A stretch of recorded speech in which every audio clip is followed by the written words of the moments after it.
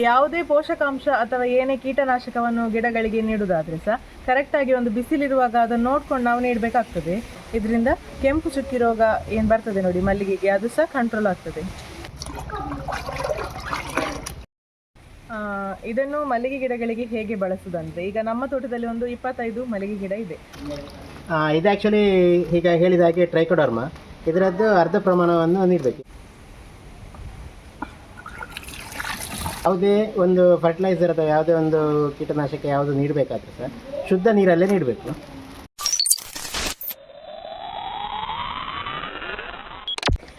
ನಮಸ್ಕಾರ ಸ್ನೇಹಿತರೆ, ಕರಾವಳಿ ಫಿಲ್ಮ್ಸ್ಗೆ ಸ್ವಾಗತ. ಯಾರೆಲ್ಲ ನಮ್ಮ ವಿಡಿಯೋವನ್ನು ನೋಡಿ ನಮ್ಮ ಚಾನಲನ್ನು ಸಬ್ಸ್ಕ್ರೈಬ್ ಮಾಡಿದ್ದೀರಿ ನಿಮಗೆಲ್ಲ ಧನ್ಯವಾದಗಳು. ಯಾರೆಲ್ಲ ಇನ್ನೂ ಸಬ್ಸ್ಕ್ರೈಬ್ ಮಾಡದೆ ನೋಡ್ತಾ ಇದ್ದೀರಿ ಅವರೆಲ್ಲ ಸಬ್ಸ್ಕ್ರೈಬ್ ಮಾಡಿ ನಮಗೆ ಸಪೋರ್ಟ್ ಮಾಡಿ. ಹಿಂದಿನ ವಿಡಿಯೋದಲ್ಲಿ ನಾವು ಜಾನ್ ಅವರ ಶಾಪಿಗೆ ಹೋಗಿ ಮಳೆಗಾಲದಲ್ಲಿ ಮಲ್ಲಿಗೆ ಗಿಡದ ನಿರ್ವಹಣೆ ಹೇಗೆ ಮಾಡಬೇಕು ಅಂತ ಹೇಳಿ ನಾವು ಅವರಿಂದ ಮಾಹಿತಿ ಪಡೆದಿರುತ್ತೇವೆ. ಆ ವಿಡಿಯೋ ಈಗಾಗಲೇ ನಮ್ಮ ಚಾನಲಲ್ಲಿ ಅಪ್ಲೋಡ್ ಆಗಿದೆ. ಯಾರಾದರೂ ನೋಡಿರೋದಿದ್ರೆ ಇದರ ಡಿಸ್ಕ್ರಿಪ್ಷನಲ್ಲಿ ನಾವು ಅದರ ಲಿಂಕ್ ಹಾಕಿರ್ತೇವೆ, ಅದನ್ನು ಸಹ ನೋಡಿ. ಆಮೇಲೆ ಈ ವಿಡಿಯೋವನ್ನು ನೋಡಿದರೆ ನಿಮಗೆ ಕ್ಲಿಯರ್ ಆದ ಮಾಹಿತಿ ಸಿಗ್ತದೆ. ಅಂದರೆ ಮಳೆಗಾಲದಲ್ಲಿ ಮಲ್ಲಿಗೆ ತೋಟವನ್ನು ಹೇಗೆ ನಿರ್ವಹಣೆ ಮಾಡಬೇಕು, ಅಂದರೆ ಮಳೆಗಾಲದಲ್ಲಿ ಏನೆಲ್ಲ ಯಾವುದೆಲ್ಲ ಮೆಡಿಸಿನ್ ಹಾಗೆ ಏನೆಲ್ಲ ಬಳಸಬೇಕು ಅಥವಾ ಏನೆಲ್ಲ ಹಾಕಬೇಕು ಅಥವಾ ಏನೆಲ್ಲ ಮಾಡಬಾರ್ದು, ಯಾವುದೆಲ್ಲ ಐಟಮ್ ಹಾಕಬಾರ್ದು ಅನ್ನೋದ್ರ ಬಗ್ಗೆ ಜಾನ್ ಅವರು ನಮಗೆ ಹಿಂದಿನ ವಿಡಿಯೋದಲ್ಲಿ ಮಾಹಿತಿ ನೀಡಿರ್ತಾರೆ. ಅದನ್ನು ನಾವೀಗ ಏನು ಹಾಕಬೇಕು ಎಂಬುದನ್ನು ನಾವೀಗ ನಮ್ಮ ಮಲ್ಲಿಗೆ ತೋಟಕ್ಕೆ ಹಾಕ್ತಾ ಇದ್ದೇವೆ. ಅದನ್ನು ಈ ವಿಡಿಯೋದಲ್ಲಿ ನಿಮಗೆ ತಿಳಿಸ್ತೇವೆ.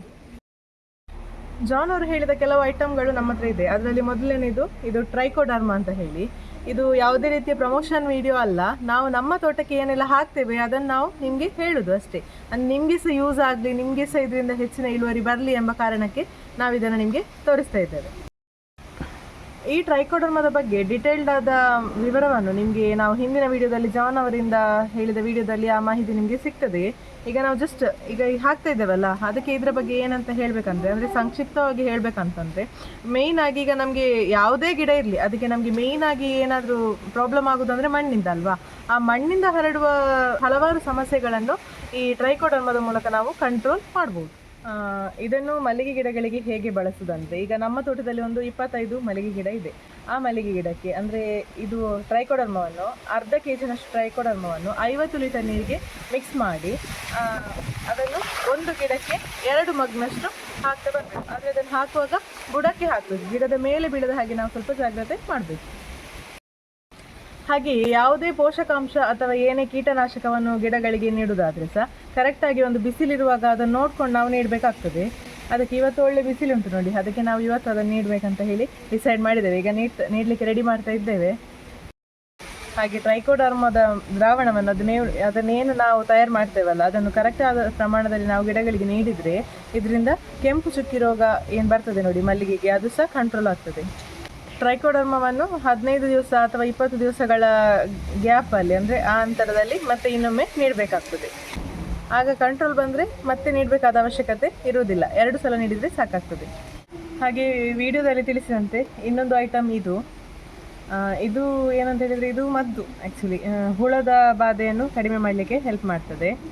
ಹಾಗೆ ಅದರೊಟ್ಟಿಗೆ ಅಂದರೆ ಆ ಮೆಡಿಸಿನ್ ಒಟ್ಟಿಗೆ ನಾವು ಇದು ಒಂದು ಕೊಟ್ಟಿದ್ದಾರೆ. ಇದರಲ್ಲಿ ಮೇಯ್ನ್ ಮೊಗ್ಗಿನೊಳಗೆ ಹುಳ ಆಗ್ತದಲ್ಲ ಅದೆಲ್ಲ ಕಮ್ಮಿ ಆಗ್ತದೆ. ಈ ಮಿಶ್ರಣವನ್ನು ಒಟ್ಟಿಗೆ ಮಾಡಿ, ಅಂದರೆ ಇದು ಎರಡನ್ನು ಒಟ್ಟಿಗೆ ಮಾಡಿ ನಾವು ಮಲ್ಲಿಗೆ ಗಿಡಗಳಿಗೆ ಸ್ಪ್ರೇ ಮಾಡುವಂಥದ್ದು. ಹಾಗೆ ಇದು ಗಮ್, ಅಂದರೆ ಈ ಗಮ್ ಹಾಕಿದರೆ ಏನಾಗ್ತದೆ ಅಂದರೆ ಸ್ಪ್ರೇ ಮಾಡಿದ್ದು ಮಲ್ಲಿಗೆ ಗಿಡದ ಮೇಲೆ ಇರ್ತದೆ. ಅಂದರೆ ಮಳೆ ಬಂದರೆ ಸರಪ್ಪ ಹೋಗುವುದಿಲ್ಲ, ಅದು ಎಷ್ಟು ಬೇಕು ಅಷ್ಟು ಹೇಳ್ಕೊಂಡ ನಂತರವೇ ಇದು ವಾಶ್ ಆಗಿ ಹೋಗುವಂಥದ್ದು. ಹಾಗಾಗಿ ನಾವು ಈ 3 ಪ್ರಾಡಕ್ಟನ್ನು ಒಟ್ಟಿಗೆ ಬಳಸಿ ಇದನ್ನು ಕೂಡ ಇವತ್ತು ಸ್ಪ್ರೇ ಮಾಡ್ತೇವೆ. ಅಂದರೆ ಟ್ರೈಕೋಡರ್ಮ ಏನಿದೆ ಅದು ಆ್ಯಕ್ಚುಲಿ ಮಲ್ಲಿಗೆ ಗಿಡದ ಬುಡಕ್ಕೆ ನೀಡುವಂಥದ್ದು, ಮತ್ತು ಉಳಿದ ಐಟಮ್ಗಳನ್ನು ನಾವು ಗಿಡದ ಮೇಲೆ ಸ್ಪ್ರೇ ಮಾಡುವಂಥದ್ದು. ಈಗ 25 ಗಿಡಗಳಿಗೆ ಎಷ್ಟು ಪ್ರಮಾಣದಲ್ಲಿ ಬಳಸಬೇಕಂತ ನಾವು ಹೇಳ್ತಾ ಇದ್ದೇವೆ. ಇದು 20 ಗ್ರಾಮ್, ಆಮೇಲೆ ಈ ಬಾಟಲದ್ದು ಅರ್ಧ ಬಾಟಲ್, ಹಾಗೆ ಇದು ಗಮ್ ಒಂದು 5 ml ನಷ್ಟು. ಇದು 3ನೊಟ್ಟಿಗೆ ಮಿಕ್ಸ್ ಮಾಡಿ ನಾವು ಮಲ್ಲಿಗೆ ಗಿಡಗಳಿಗೆ ನೀಡಬೇಕು. ಈ ಎಲ್ಲ ಪ್ರಾಡಕ್ಟದ್ದು ಡೀಟೇಲನ್ನು ನಾವು ಡಿಸ್ಕ್ರಿಪ್ಷನಲ್ಲಿ ಟ್ಯಾಗ್ ಮಾಡಿರ್ತೇವೆ. ನಿಮ್ಗೆ ಏನಾದರೂ ಪ್ರಾಡಕ್ಟ್ ಬೇಕಂತಿದ್ರೆ ನೀವು ಡಿಸ್ಕ್ರಿಪ್ಷನ್ ಮುಖಾಂತರ ಹೋಗಿ ಪರ್ಚೇಸ್ ಮಾಡ್ಬೋದು. ಇದು ಆ್ಯಕ್ಚುಲಿ ಈಗ ಹೇಳಿದ ಹಾಗೆ ಟ್ರೈಕೋಡರ್ಮ, ಇದರದ್ದು ಅರ್ಧ ಪ್ರಮಾಣವನ್ನು ನೀಡಬೇಕು. ಯಾವುದೇ ಒಂದು ಫರ್ಟಿಲೈಸರ್ ಅಥವಾ ಯಾವುದೇ ಒಂದು ಕೀಟನಾಶಕ ಯಾವುದು ನೀಡಬೇಕಾದ್ರೆ ಸರ್ ಶುದ್ಧ ನೀರಲ್ಲೇ ನೀಡಬೇಕು. ಇದಕ್ಕೆ ಇದರ ಅರ್ಧ ಪರ್ಸೆಂಟನ್ನು ಹಾಕ್ತಿದ್ದೇನೆ.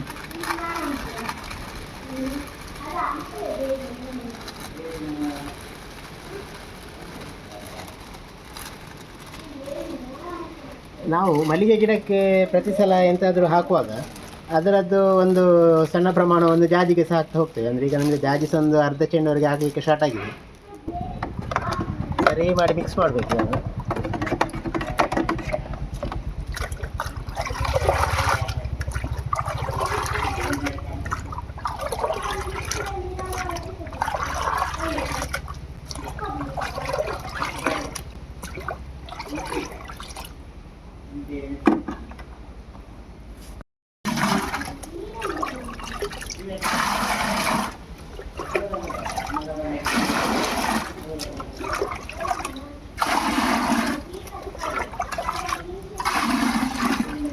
ಟ್ರೈಕೋಡರ್ಮವನ್ನು ಈ ಮೊದಲು ನಾವು ಗೊಬ್ಬರ ನೀಡುವಾಗ ನೀಡಿತ್ತು. ಅಂದರೆ ವರ್ಷ ಪ್ರತಿ ನೀಡುವಂಥ ಮುದೆಲು ಹಾಕೋದು ಅಂತ ಹೇಳ್ತೇವೆ ನಮ್ಮ ತುಳುವಲ್ಲಿ.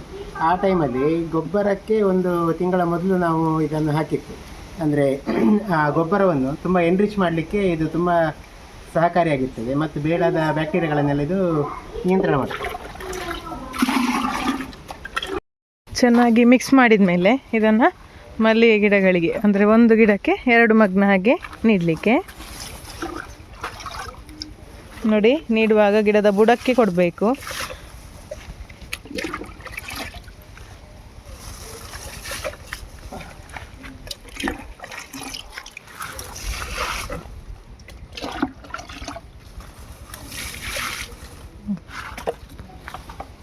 ಮಲ್ಲಿಗೆ ಕೃಷಿ ಮಾಡುವಾಗ ಒಂದು ಮ್ಯಾಂಡೇಟ್ರಿ ಅಂತ ಹೇಳಿದರೆ ದಿವಸಕ್ಕೆ ಒಂದು ಸಲ ಆದರೂ ಮಲ್ಲಿಗೆ ತೋಟಕ್ಕೆ ಬರಬೇಕು ಹೇಳುವಂಥದ್ದು ಒಂದು ನಿಯಮ.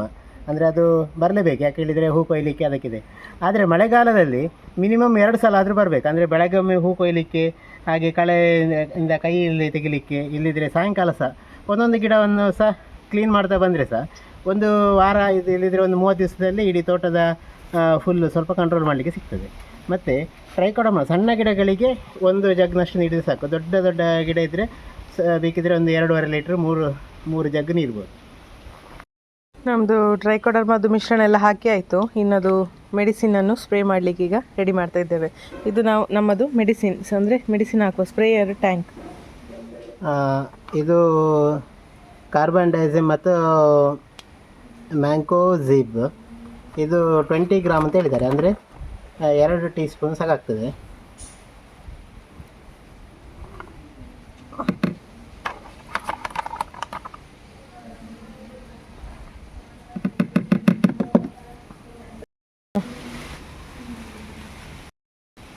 ಇದು ಹುಳದ ಬಾಧೆಗೆ ಕೊಟ್ಟಂಥದ್ದು ಝಾರ್ಡೋ ಅವರದ್ದು ಪ್ರಾಡಕ್ಟ್.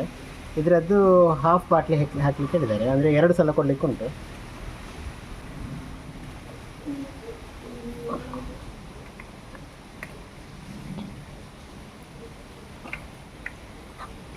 ಇದು ಎಲೆಕ್ಟ್ರಿಕಲ್ ಸ್ಪ್ರೇಯರ್ ಟ್ಯಾಂಕ್. ಇದನ್ನು ಚಾರ್ಜಿಗಿಟ್ಟು ಮತ್ತೆ ಯೂಸ್ ಮಾಡೋದು.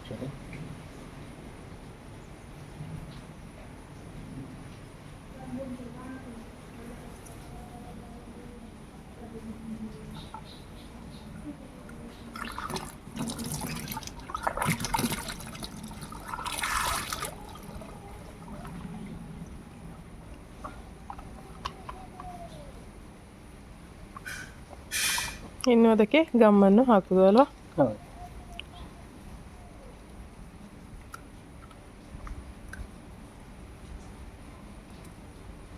ಇದು 18 ಲೀಟರ್ ಟ್ಯಾಂಕಿಗೆ 5 ml ಸಾಕಾಗ್ತದೆ. ಇದು ಟ್ಯಾಂಕಿ ಆ್ಯಕ್ಚುಲಿ 18 ಲೀಟ್ರದ್ದಾ?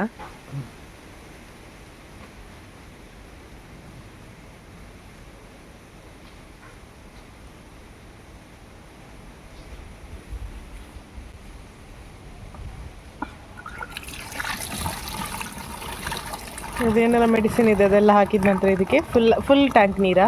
ಹೌದು, ಫುಲ್ ಟ್ಯಾಂಕ್ ಆಗುವಷ್ಟು ನೀರು ಸೇರಿಸಿ ಅದನ್ನು ಮತ್ತೆ ಸ್ಪ್ರೇ ಮಾಡು. ಅದಕ್ಕೆ ಮುಚ್ಚಳ ಮುಚ್ಚಿ ಈ ಥರ ಶೇಕ್ ಮಾಡಬೇಕು. ಅಂದರೆ ಮೆಡಿಸಿನ್ ಎಲ್ಲ ಫುಲ್ ಮಿಕ್ಸ್ ಆಗಬೇಕಲ್ವಾ, ಅದಕ್ಕೆ.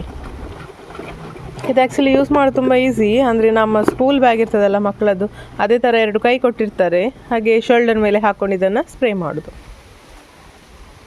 ಇದು ಮಿಶ್ರಣ ಮಾಡಿದ ಮೇಲೆ ಇಡಲಿಕ್ಕಿಲ್ಲ. ಅಂದರೆ ಈಗ ಮಿಶ್ರಣ ಮಾಡಿದರೆ ಈಗಲೇ ನೀಡುವಂಥದ್ದು. ಅದು ಸ್ವಲ್ಪ ಹೊತ್ತು ಬಿಟ್ಟರೆ ಅದು ಕೆಮಿಕಲ್ ರಿಯಾಕ್ಷನ್ ಬೇರೆ ನಮೂನೆ ಆಗಲಿಕ್ಕೆ ಸ್ಟಾರ್ಟ್ ಆಗ್ತದೆ. ಆದ್ದರಿಂದ ನಾವು ಮಿಕ್ಸ್ ಮಾಡಿ ವೆಯ್ಟ್ ಮಾಡಲಿಕ್ಕಿಲ್ಲ. ಮಿಕ್ಸ್ ಮಾಡೋದು, ಡೈರೆಕ್ಟ್ ಸ್ಪ್ರೇ ಮಾಡೋದು ಮಲ್ಲಿಗೆಯಲ್ಲಿ.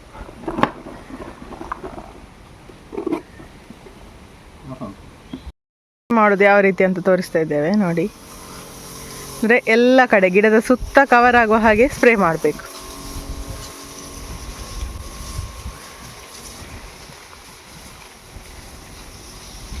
ಈ ಸ್ಪ್ರೇ ಮಾಡುವಾಗ ಬಿಸಿಲಿದ್ರೆ ತುಂಬ ಒಳ್ಳೆಯದು. ಆದರೆ ಗಮ್ ಹಾಕಿದ ಕಾರಣ ಮಳೆ ಬಂದರೆ ಸಹ ಏನು ಪ್ರಾಬ್ಲಮ್ ಇರೋದಿಲ್ಲ ಅಲ್ವಾ? ಹೌದು, ಆದರೆ ಒಂದು ಸ್ಪ್ರೇ ಮಾಡಿದ ಒಂದು ಅರ್ಧ ಗಂಟೆ ಮಾತ್ರ ಸ್ವಲ್ಪ ಸಹ ಮಳೆ ಎಲ್ಲ ಬರಬಾರ್ದು.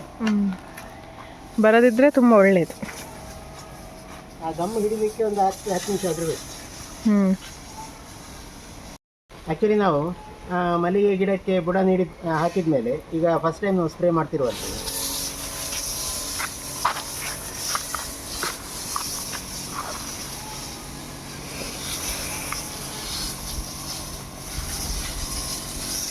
ನೋಡಿ, ನಾವು ಆಗಲೇ ತೋರಿಸಿದಂತೆ ಎಲ್ಲ ಗಿಡಗಳಿಗೆ ಸಹ ಇದೇ ರೀತಿ ಸ್ಪ್ರೇ ಮಾಡ್ತಾ ಹೋಗೋದು.